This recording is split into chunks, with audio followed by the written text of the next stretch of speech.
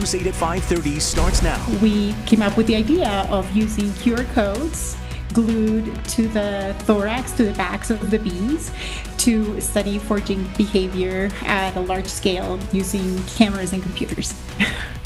You got to see this to believe it. It's a collaboration between the fields of biology and engineering here in Pennsylvania to make new research bloom.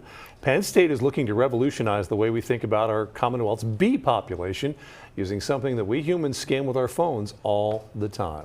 Welcome to News 8 at 5:30, everyone. I'm Brian Roach. I'm just laughing at the bloom and everything. I'm Lori Burkholder. I love the word choice. This new buzzworthy study, we continue the words here, has researchers outfitting these honeybees with these tiny QR codes, all to track their movements. News 8's Thasmin Mahfouz is here to tell us how it works. And Thasmin, these have got to be some pretty tiny QR codes. Oh, guys, super tiny. So researchers at Penn State University, they glued codes called April tags, no bigger than the nail of your pinky. Yeah, to the backs of some 30,000 honeybees. And before you get up in arms, researchers tell us that they use a very tiny bit of what's essentially super glue to get those codes on, and it doesn't harm the insect at all, so don't worry. And they actually got the bees to sit still enough by putting them in cold conditions, which make them a little sleepy. But as for the why here, essentially researchers are aiming to work out how far bees will fly from their hive to forage for food. Interesting, right? So they set up planted, custom-made hives in very rural areas of Pennsylvania and New York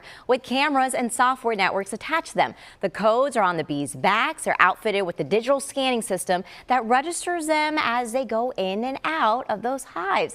Now, one of the challenges researchers have had for years is that honeybees are socialized organisms with tens of thousands of individuals living in some colonies. The observations that they can make with their eyes are pretty limited, and that's where the tech comes in. Take a listen. These just came about through conversations with engineers. They were like, well, there is actually this option to use these April tags that we could just print, right? Like we could use thousands. And so the, ability to scale up the study, just exploded. The glue was also a challenge because bees are incredibly clean insects. They groom themselves, they clean themselves all the time. So we were in these, fine balance of if we don't use glue that is strong enough, they would just rip them off. But, if we put too much, then you may have the wings glued, right? Antennae glued.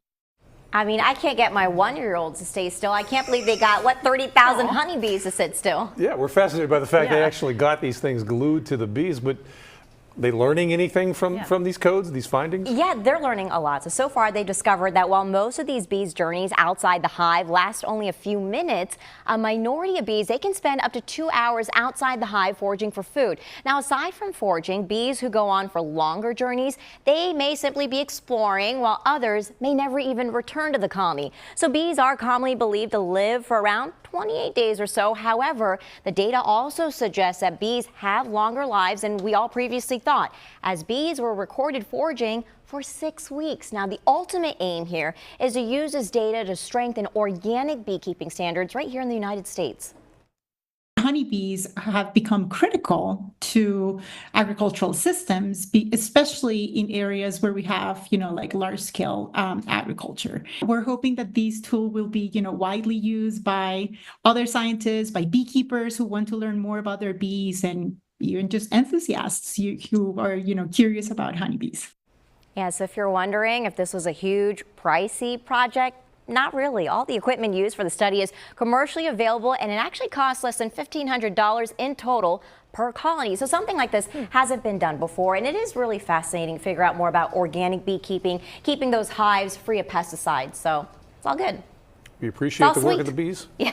Well, we need them. They're vital to our. As long as they don't land on my food outside, I'm good. Thank you, Thasmin. All right.